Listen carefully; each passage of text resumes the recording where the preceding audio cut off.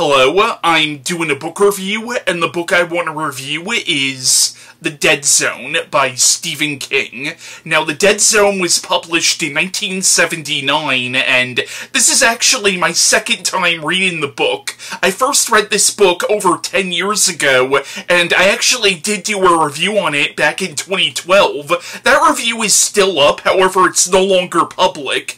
It's now marked as unlisted, but you can see it with a link, and I'll leave a link in the description below to where you can check out my 2012 review of The Dead Zone. Now, at the time, The Dead Zone was considered to be sort of an atypical book for Stephen King, and he actually had some trouble publishing this because his publishers felt it was so different than what he had written before. Now, I do consider The Dead Zone to be a horror novel, but you could argue that it's a much more subtle kind of horror compared to what he's done before and after. And you could argue that The Dead Zone is more of a drama than an outright horror novel, even though I would argue that almost all of Stephen King's books have elements of character drama. But The Dead Zone, I think, is an amazing book, and of King's earlier work, I think it's among one of his best, and it's definitely one of my top 10 favorite Stephen King novels. And I would almost recommend the book even if you're not a big Stephen King fan, because again, it is a horror novel, but it's also very much a compelling human drama. Like, it's very much a story about grief and loss and regret and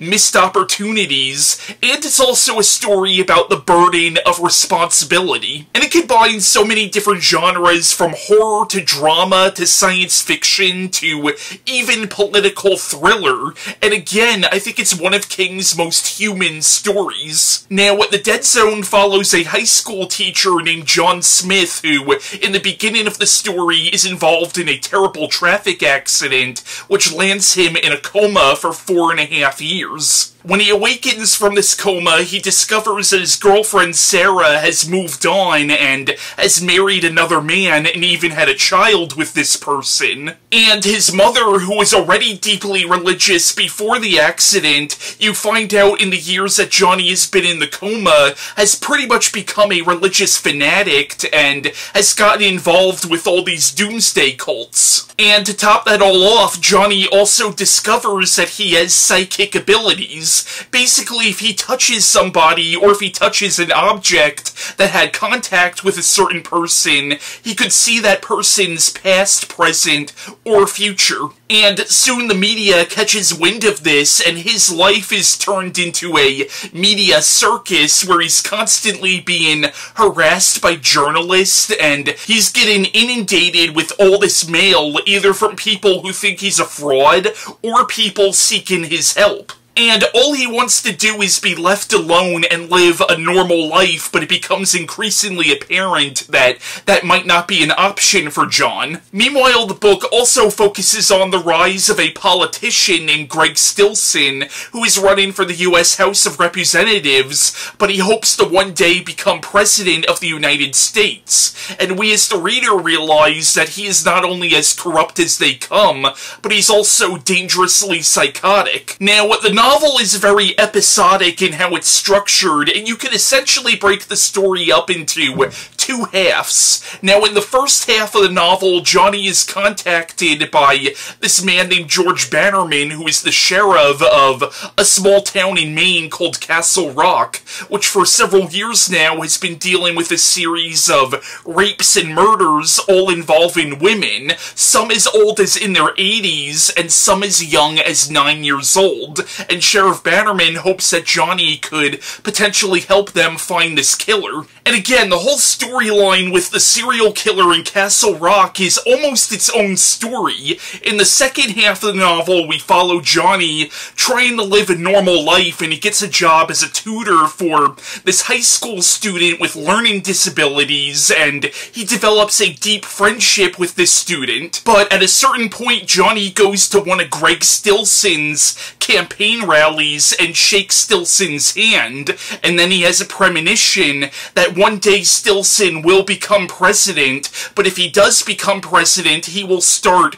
a nuclear war. So then the rest of the book is really about Johnny trying to figure out what he's going to do about Greg Stilson, and realizing that he might have to make the ultimate sacrifice to prevent this grim future. Now, personally, I like how the novel is so episodic. It makes it kind of unique. I like how the first half and the second half of the novel are essentially two separate story arcs. I mean, obviously, one picks up where the last one left off, and they do connect to each other very well, but you could argue that King could have split this novel up into two parts. But while I liked the episodic structure of the novel, I can understand it being a turn-off for some people. And what you have here is the first half of the novel is a psychological horror story / murder mystery about a small town being terrorized by a serial killer, and then the second half is a political thriller, but both stories are sort of wrapped inside of this really sad and tragic drama about a man who's burdened with what could either be looked at as a gift or a curse, but it's a power that comes with a terrible price. And a major theme I saw in this novel is power, and what is the responsibility of those who are given power. Now, Johnny has a power that he did not want and did not ask for, and every time Johnny uses his powers in this novel, it's either an accident or he feels he has no other choice. Like when he helps the Castle Rock PD find the serial killer, it's because he doesn't want this on his conscience that I could have stopped this killer from taking another life, but I didn't, so he feels he has no other choice. Like, every time Johnny uses his powers for the right reasons, it ends up backfiring on him in some way. Like, when he does help the Castle Rock PD find this killer, this ends up opening him up to more media scrutiny, and it actually costs him his teaching job at the high school because he was about to get that job back, but then they decide that they're not going to hire him because they feel he's too controversial of a figure. And in the second half of the novel, when John has this premonition about Greg Stilson, he ultimately comes to the conclusion that he might have to kill this guy. And here's the thing, nobody's gonna actually believe him when he says that if this guy does become president, he might cause the end of the world as we know it. Like, he knows nobody's gonna believe that, so he's basically gonna go down in history as just some crazy man who shot an up-and-coming politician. And Johnny's dilemma is ultimately, am I willing to become the next Lee Harvey Oswald in order to stop the next Adolf Hitler? And again, to go to those themes of power, the villains of the novel are all people with power. They might not have supernatural powers like Johnny, but they still have some form of power and they abuse it. Now, this is a minor spoiler for the first half of the novel. I'm not going to say who it is, but it turns out that the Castle Rock Strangler is a cop who works for the Castle Rock Police Department, and you get the idea that he used his power as a police officer to allow him to get away with these murders for so many years. And again, the main antagonist of the novel, Greg Stilson, is a politician who, while he might not have started a nuclear war yet, we still see him abuse his power throughout the story. So again, I think power is a major theme in the story, and how power can be misused or can be very detrimental for people who don't want it. Now, Johnny Smith is definitely one of Stephen King's greatest protagonists, and he's so likable and charming and even funny, which makes what happens to him in the story all the more tragic and heartbreaking. And you see his relationship with his ex-girlfriend Sarah, and how any future that they could have had together was stripped from them, and it was of no fault of their own. And you see Johnny develop several close relationships relationships in this novel, like his relationship with the high school student, or his relationship and friendship with his doctor Sam Weizak, who's a really interesting character. Basically, he survived Hitler's invasion of Poland in 1939 and was separated from his mother, and for all these years he thought his mother was dead, and then when Johnny touches his hand, he's like, "Your mother is alive, Sam." But Johnny and Sam's friendship in the novel is so warm and sweet and so human. And yet, despite all the relationships that Johnny does have in this novel, he realizes that he can't get too close to them, and he ends up living a very lonely and isolating existence. And another theme in the novel is this idea of fate and destiny. Like, was this car crash, which ultimately awoken Johnny's powers, was it meant to happen, or was it just shitty luck? And I think that's really symbolized in the scene before Johnny gets into the car accident, where he takes Sarah to the carnival and they play this Wheel of Fortune, and Johnny wins every round of the Wheel of Fortune. It's almost this whole idea that he used up all his good luck with this Wheel of Fortune game. But again, was it just shitty luck, or was it destiny? Was it preordained in some way? And in the story, when Johnny first awakens from the coma, his mother, who is a religious fanatic, starts talking about how God has a plan for him, and you almost get this idea that, what if God really did choose Johnny for some kind of a mission, and what if this car accident, which again, awoken these psychic abilities, what if it was all meant to happen? What if this was all preordained by either God or some kind of higher being? And if you think about it, if Johnny never got these psychic abilities, he would never have this premonition about Greg Stilson and would not be able to stop this apocalypse that Greg Stilson would cause if he becomes president. So again, there's sort of this idea of, what if Johnny's mother was right?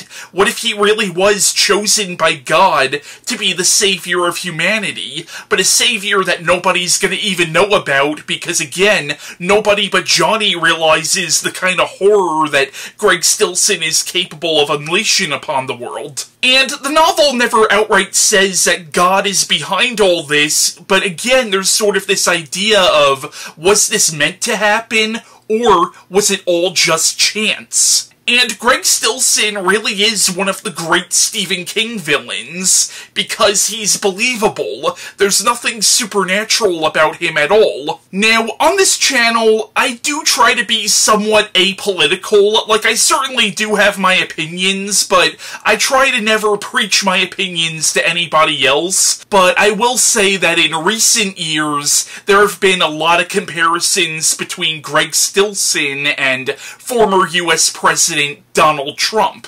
And there have even been some people who have gone as far to say that Stephen King predicted Trump with the character of Greg Stilson. Now, I'm not saying how I feel about that one way or the other, but I think it's safe to say that American politics has kind of gotten nuts in these last few years, and if they were to ever do another adaptation of The Dead Zone, I think a smart writer could do some really satirical stuff, sort of making fun of what's been going on in politics these last few years, but using the character of Greg Stilson as almost like a stand-in for all that. Now, so much of this novel is rooted in 70s culture. It was published in 1979, and in some ways I feel like this book is Stephen King's commentary on the decade of the 1970s, because the book begins in the year 1970 and ends in 79, and there are so many references to things that were going on in America during the time period. And the 70s, while it wasn't as turbulent as, say, the 1960s, it was a time where there was a lot of uncertainty. Like, you had the gas crisis, Vietnam ended disastrously, And in a weird way, I feel like The Dead Zone is kind of about all that. Like, that's sort of the backdrop of the novel. Also, several real-life political figures show up as characters in the novel. Like, there's actually a scene where Johnny meets Jimmy Carter, and it's not as cheesy as it probably sounds, and real-life Maine Senator William Cohen actually shows up as a character at the very end of the novel, and incorporating real-life political figures into this story gives the story a strange sense of realism. Now, an aspect of the story that might seem really weird and even kind of silly if you're reading it by a 2022 perspective is all the different cults that Johnny's mother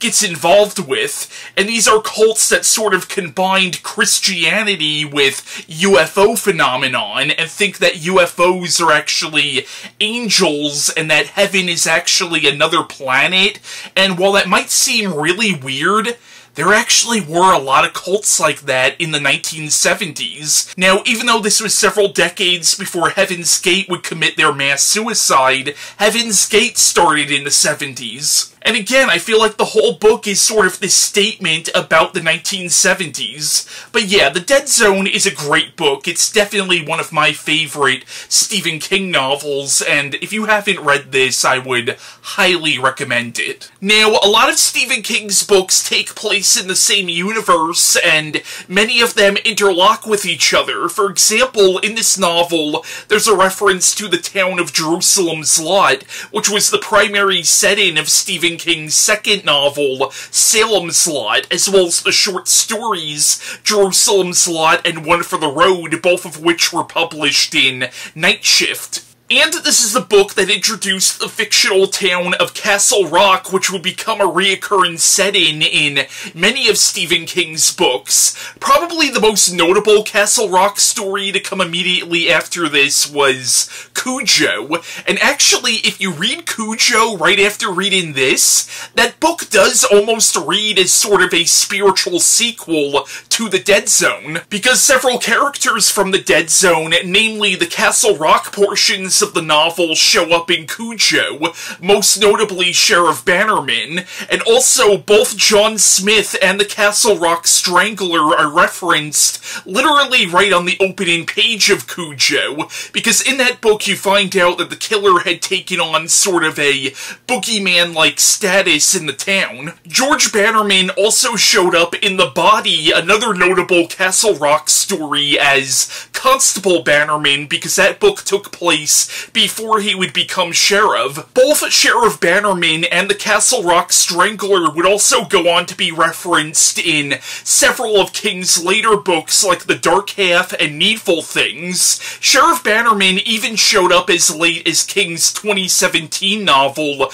Gwendy's Button Box, which was co-written by Richard Chismar, which was set in Castle Rock in the 1970s. And even outside of the Castle Rock novels, the killer from this book was also briefly referenced in It. In It, there's a scene where the Losers Club, as adults, are talking about how nobody outside of Derry seems to know about the child murders that have been going on there for years, which they, of course, realize were committed by Pennywise. But then Beverly says, but we all heard about that crazy cop who killed all those women in Castle Rock. Now, in this novel, there's a scene where Johnny is being harassed by this sleazy asshole journalist who works for this tabloid newspaper. That journalist, whose name is Richard Dees, would go on to be the main character of Stephen King's short story, The Night Flyer, which was published in Nightmares and Dreamscapes. Now, if we consider that this book is in the same universe as It,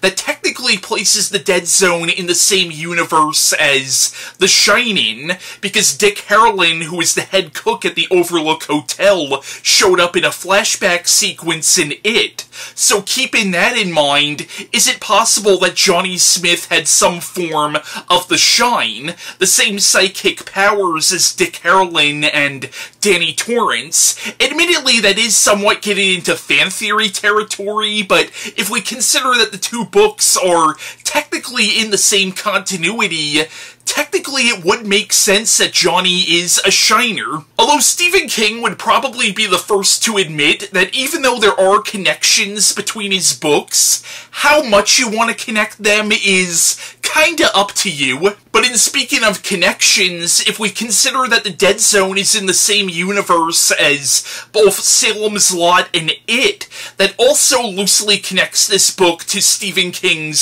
sci-fi fantasy series, The Dark Tower, because both Father Callahan from Salem's Lot and the Turtle from It would show up in the Dark Tower series. Now, I don't think Stephen King necessarily planned this, because even though he was working on the first Dark Tower novel at the time this book was published, this was decades before he would actually finish that series, but later on in the Dark Tower, the number 19 would take on sort of a talismanic significance, and 19 is also a significant number in the Dead Zone, because it's the last number that Johnny gets right on the Wheel of Fortune that he plays at the carnival before the accident. Now, the Dark Tower is meant to bridge together virtually all of Stephen King's other books and short stories into the same multiverse. And King's books like The Eyes of the Dragon, Hearts in Atlantis, Insomnia, and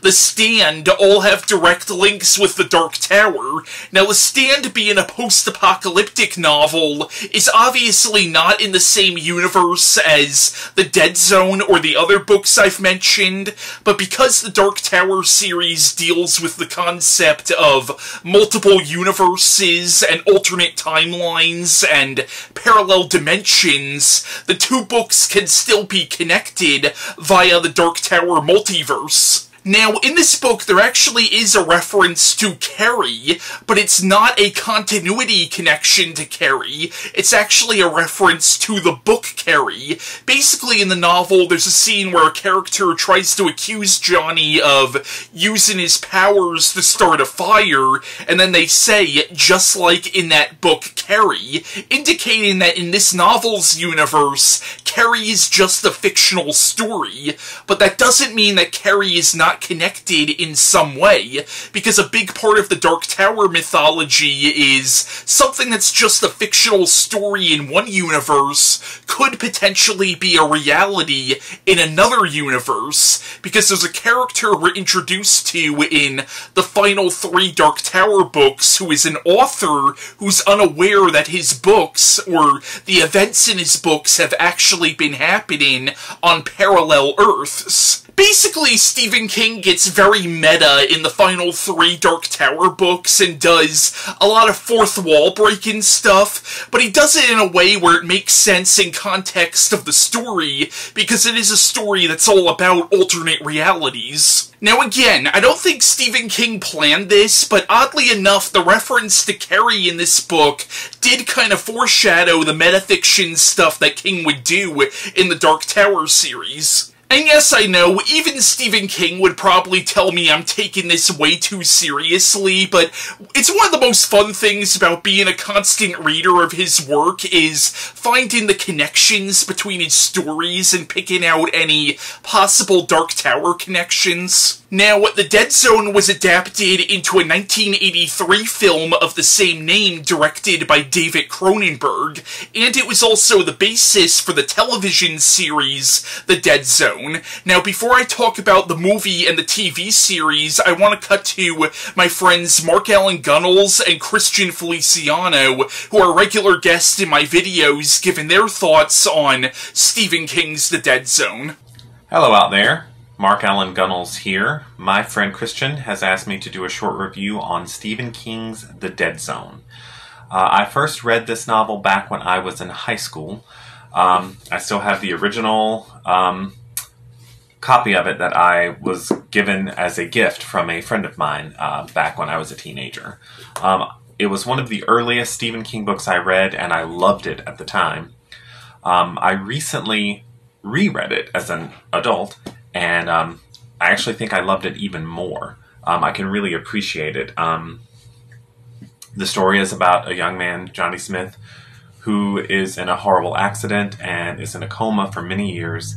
And when he wakes up, he discovers that he has the ability to have these psychic flashes into the future. And at first it starts off a little episodic. He is called in to help a small town solve some serial killings that are happening. And then we get to the real bulk of the story, which is a young upstart politician who he foresees becoming president and causing devastation. And he has to figure out what he's going to do about that. It is a wonderfully exciting and gripping story. There's also a story going on about the woman he loves, who got married to someone else in the years that he was in a coma. What really stands out to me strongly about this book, and about a lot of Stephen King's books, is that, he takes his time to build character, to build the world, so that when things really start escalating, you are totally invested. And The Dead Zone is a great example of him doing that just perfectly. Everything builds, but you're getting deep characterization. You feel like you know these people, you understand them, and you're all caught up in it, and it makes the book seem so much more powerful because of that. Another thing that really works well in this novel is the politician that I mentioned, Greg Stilson, is a fantastic villain character. He is disturbing and complex, a man with mental issues, but with great charm. He really brings that character to life in a way that makes the stakes seem all the more real and vital. So I cannot say enough. And, a lot of this stuff with the politician who has some questionable morals, but has won people over, very, very authentic to even politics today. I won't go any deeper into that, but there are a lot of parallels I could see between things that were happening in recent politics. So The Dead Zone is a book I definitely would recommend to everyone. The Dead Zone is one of Stephen King's greatest stories. I love The Dead Zone. This is, if not the book that got me started with Stephen King books, it's one of the two, because it's either this one or Misery. I can't really remember because that was so long ago, and I just don't remember. It was one of the two, and I absolutely fell in love with Stephen King books after I read it. And it got me addicted to them. All I did for a long time was just read Stephen King. I wouldn't read anything else. Every time I got a chance to buy a book, I would pick up a Stephen King book. I just kept doing it. And it's either this one or Misery. I'm pretty sure it's this one now. Either way, I love this book. It's fantastic. And what's really cool about it is that it's kind of ballsy in a way, because in this book, you get to see from the point of view of an assassin, somebody who's going to assassinate a politician, but you understand why this guy's going to do it, and it kind of justifies it in a way that you don't see too much. A lot of times the assassin is the bad guy, and in this one, you kind of get to understand why this needs to be done, and you really understand that it should be done. He justifies it, basically, is what I'm trying to get to. And that's really cool. I thought that was really ballsy of Stephen King to do. I like that.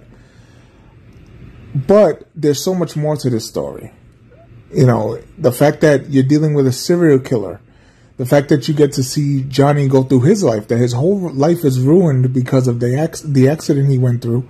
And you get to see the fact that, he wakes up 4 years later and his whole life has changed. The girl he was in love with is not in his life anymore. She's with somebody else. So, he wakes up. To him, it's only a day. To her, it's 4 years. So she gave up. And it's just so good. The emotions in this book. There's some horror in it. And there's also connections to other stories. I won't spoil that at all. But if you read some of other Stephen King,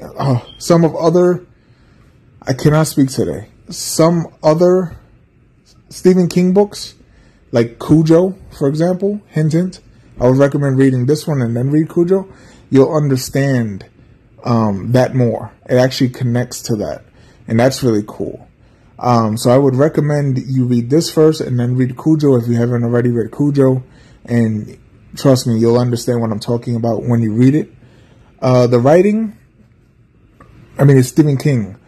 What else are you gonna do? You know, it's great. You know, Stephen King's writing, his prose style is fantastic. I've never had a problem with his prose style. I always thought that Stephen King's writing is just top notch. I mean, he's one of the greatest writers of our time. You know, not everything he does is fantastic, but that's at the end of the day, if somebody has that many books out, you might not like everything they've done, but you definitely respect them. And I have a high level of respect for Stephen King. I really love Stephen King, and I love all the movies. I love the TV shows, everything that he's done, and I just enjoy it. I like his books, his comic books, and if it were up to me, I would say that with this whole Stephen King movieverse thing that they've been doing lately and the shows and all that, I would recommend them doing the Dead Zone again. I would love to see a new Dead Zone. I don't know, maybe it's just me, but I would love to see Dead Zone done again. I'd like to see the character of Johnny Smith join the New World. And that would give them a chance to talk about some of the politics of today. I think that would work, and I really, I just can't recommend this book enough. If you are a Stephen King fan and you haven't read The Dead Zone, I recommend picking it up. If you've already read it, I recommend reading it again, just because. And then, if you never read Stephen King, this is actually a good one to get into, because it's not so Stephen King that it'll throw you on. Because there's times where he's so Stephen King. This is not that. This is a good introductory book. Excuse me for my language today. This is a good introduction into Stephen King's world. So I would recommend you read this if you want to, and yeah. Now, in 1983, The Dead Zone was adapted into a film of the same name, directed by David Cronenberg, the same David Cronenberg who prior to that directed films like Shivers, The Brood, Scanners, and Videodrome. And he would go on to direct the 1986 remake of The Fly, Dead Ringers, Naked Lunch, Crash, A History of Violence, and most recently, Crimes of the Future. David Cronenberg is one of my absolute favorite filmmakers, and The Dead Zone is my second favorite Cronenberg movie behind Videodrome. Now, on the surface, The Dead Zone might seem like a very atypical project for Cronenberg, especially at the time, but I'll get into why I think the movie is actually a little more Cronenbergian than people realize in a little bit. The movie was also produced by Dino De Laurentiis and was the first of several Stephen King adaptations that De Laurentiis produced in the 80s and early 90s. The movie was also produced by Deborah Hill, who is perhaps best known for her collaborations with John Carpenter. She produced and co-wrote the original Halloween, as well as The Fog. And the screenplay for the film was written by Jeffrey Boehm, who also wrote The Lost Boys and Indiana Jones and the Last Crusade. But The Dead Zone is an amazing film, and it does change a lot from the book, but to be honest, the changes it made sense for the movie. And while it does change a lot from the book, I would argue that it still stays true to the tone and themes of the novel. Now, the film starred Christopher Walken as John Smith, and it's probably my favorite Walken performance, and if you're only familiar with his later work, you might be surprised at how subdued the performance actually is. And as much as I love Christopher Walken, I hate to say it, but he is one of those actors who in recent years has become more of a caricature of himself, but this was back when he was legitimately a serious actor. And he gives a genuine performance in this movie, and a genuinely heartbreaking and emotionally moving performance as well. And I almost don't even see Walken in this role. I see John Smith. I see the character that Stephen King wrote in movie form. But while it is one of Walken's more subdued performances, it does have the famous line, "The ice is gonna break," which has become one of the most quoted Walken lines. But if you actually listen to that line and see the scene in context, it makes perfect sense why he's going so over the top in that scene. Now, before Walken was casted, apparently at one point, Bill Murray was actually considered for the role, and was actually Stephen King's first choice, and I like Bill Murray, but I do not see him as this character at all. But if we want to go with comedic actors playing John Smith, one actor who I think would have made a brilliant John Smith, even though he would have played the role completely differently from Walken, is Robin Williams. I actually think Robin Williams would have been beautiful as the character of John Smith. Because while Robin Williams was a great comedic actor, a lot of people forget that he was also a very good dramatic actor as well. He was also an actor who combined comedy and drama really well. The movie also starred Brooke Adams as Sarah, and it was also a great performance. The movie also starred Herbert Lum as the character of Sam Weizak, Johnny's doctor, and he plays Weizak as being so kind and compassionate and so human. The movie also had Tom Skerritt, who most people might recognize as Dallas from Alien, as the character of George Bannerman, and even though he does look somewhat different from how Bannerman is described physically in the book, when I was reading the book, I was seeing Tom Skerritt. And Tom Skerritt does do a great job as the character of Sheriff Bannerman. Now, I mentioned how Sheriff Bannerman also showed up in Cujo, and around this time there was a film adaptation of Cujo, and in that movie Bannerman was played by Sandy Ward. The movie also has Nicholas Campbell as the character of Frank Dodd, who, spoiler if you haven't read the book or have seen the movie, is the killer that they're looking for in the first half of the story. Now, Cronenberg would work with Campbell again in Naked Lunch, but he apparently originally wanted him to play John Smith. Now, again, spoilers if you haven't read the book or have seen the movie, but in both the book and the movie, the killer ends up committing suicide when he's caught. Now, in the book, he slits his throat, but in the movie, his suicide is almost ritualistic. And you could tell that Frank Dodd's suicide in the movie was pure Cronenberg. And the movie stars Martin Sheen as Greg Stillson, definitely one of Sheen's most memorable performances, I think.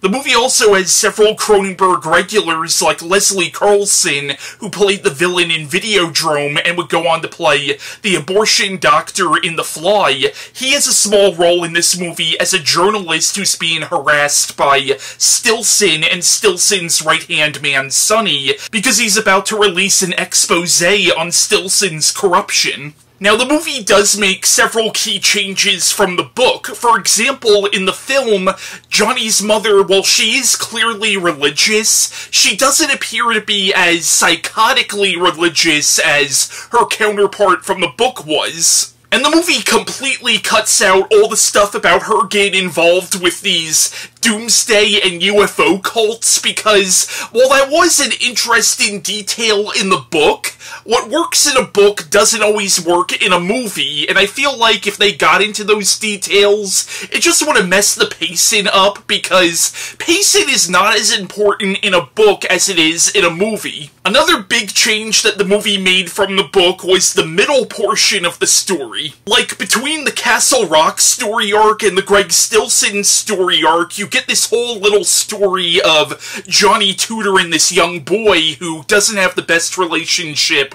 with his father. Now, that is loosely based on the whole subplot from the book of Johnny tutoring the high school student, but honestly, it's completely different in the movie, and I actually think is better in the movie. Another really smart change that the movie made from the book is in the movie, Sarah and her husband Walt are both supporters of Greg Stillson and work on Stillson's campaign rally. And that was honestly a brilliant addition for the film because it creates more of a connection between Johnny and Greg Stillson, and also in the scene where Johnny has the premonition of Greg Stillson becoming president, The whole reason he's at that campaign rally is because he wants to see Sarah.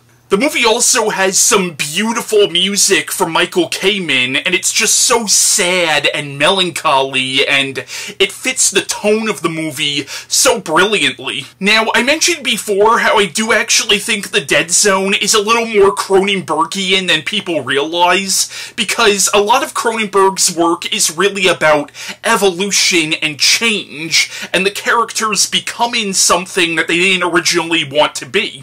And in this story, you have a man waking up from a years-long coma as something that he wasn't before, a psychic.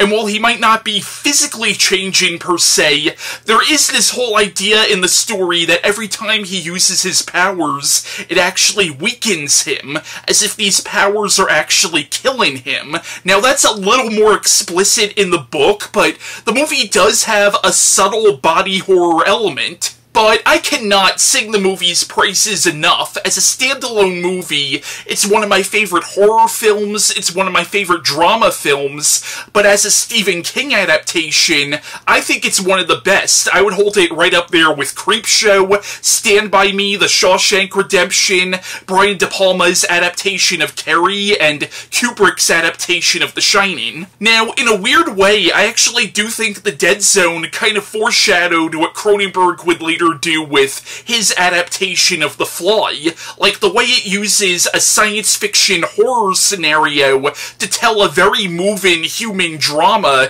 You definitely saw that with The Fly, especially the whole tragic love story aspect of it. Now, David Cronenberg's adaptation of The Dead Zone has been referenced several times in pop culture in another Stephen King movie, Cat's Eye, which was also produced by Dino De Laurentiis. There's a scene where The Dead Zone is playing on television. And almost a decade after The Dead Zone came out, Christopher Walken would basically spoof The Dead Zone on Saturday Night Live with Ed Glosser, Trivial Psychic, where he can only foresee the stupidest, most innocuous things like, you're gonna treat yourself to ice cream, and you're gonna get an ice cream headache, it's gonna hurt real bad, or you're gonna leave your coffee in the taxi, you're wasting coffee! The Dead Zone was also spoofed on The Simpsons with The Ned Zone. It was also spoofed on South Park, where Eric Cartman thought he was psychic. And of course, in the age of the internet, the whole "the ice is gonna break" line has been memed so many times. Now, before I talk about the television series, I want to cut to my friends Mark Gunnells and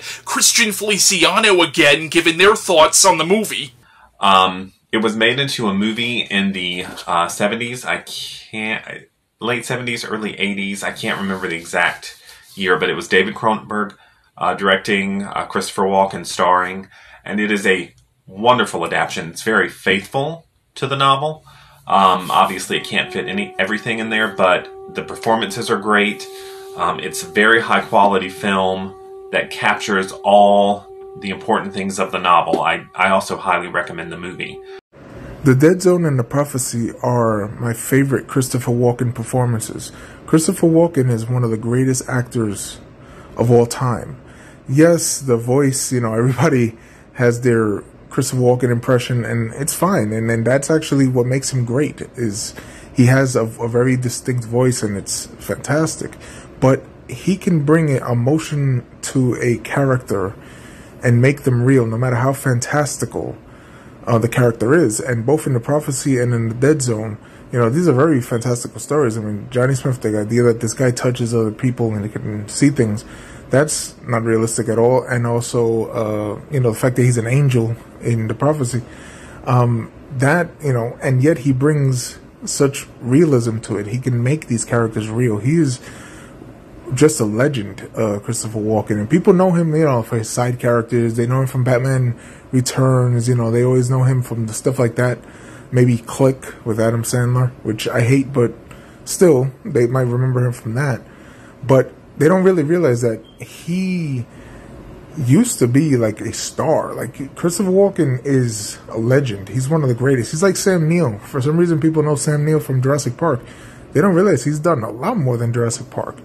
And I love the Dead Zone, the movie. I think Christopher Walken is the best part of it. Now, don't get me wrong, Martin Sheen is fantastic too. He plays Greg Stilson, the politician, and they're both. I mean, these are legendary actors. This is classic Hollywood you're watching, and you get to see veterans do what they do. I mean, it's fantastic. Yeah, they're younger here, so you get to see them coming up, but they're great at their job.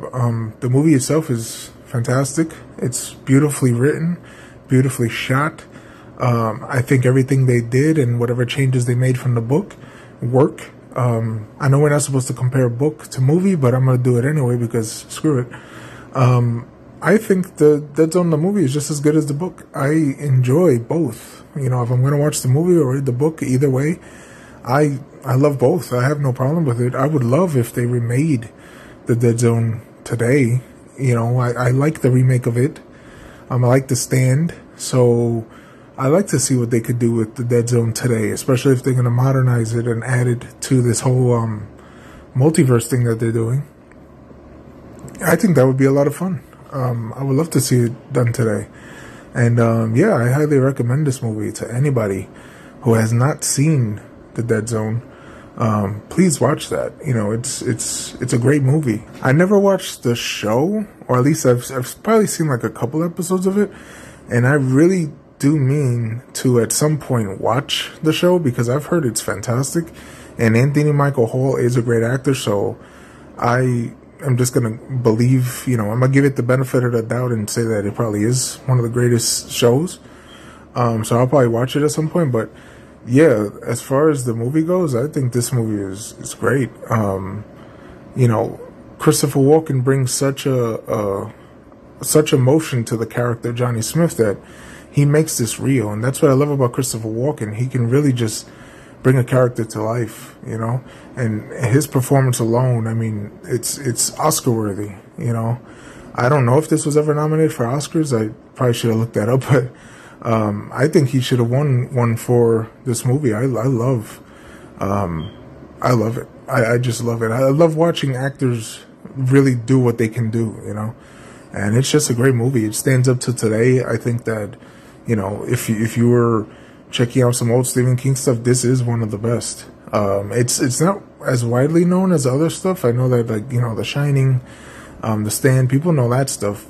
The Dead Zone, it depends. I've talked to people who know it, and I've talked to people who've heard of it, but it is, I don't know if it's like one of his lesser known ones, but it definitely is not as famous as, like Carrie and stuff. So, if you never seen this, if you've never checked out the movie or the book, I recommend both. Check them out. Whichever one you want to start with, go right ahead, and you'll enjoy it. I promise. There are some scenes in this that are a little, for younger audiences. So I would say if you have a younger one in the house, be careful.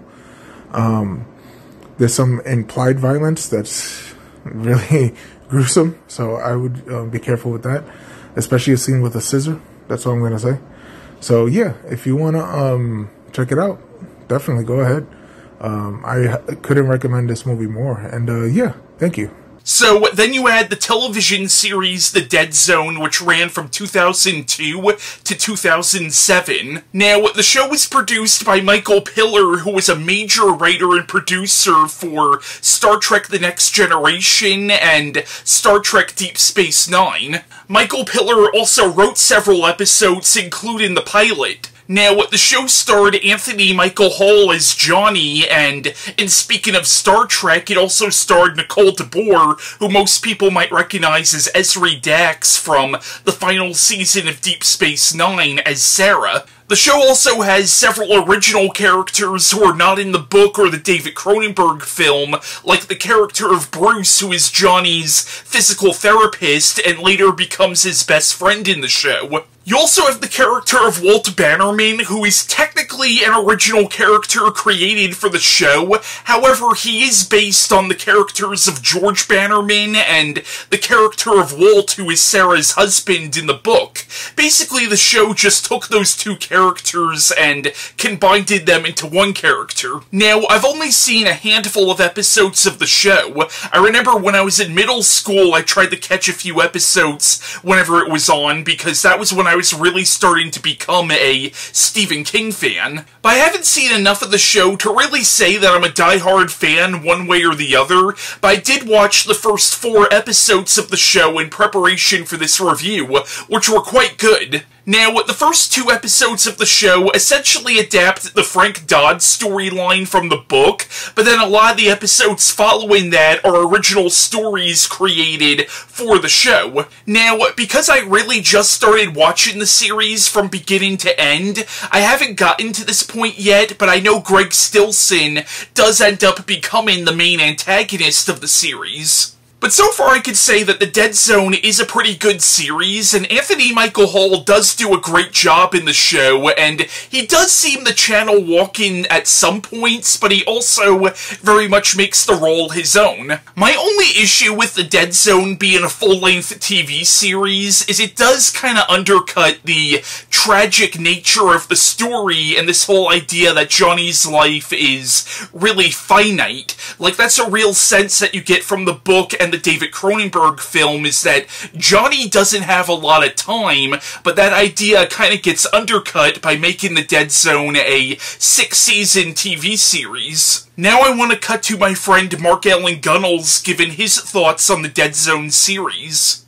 And it was actually made in the early 2000s into a television show with Anthony Michael Hall in the lead as Johnny Smith.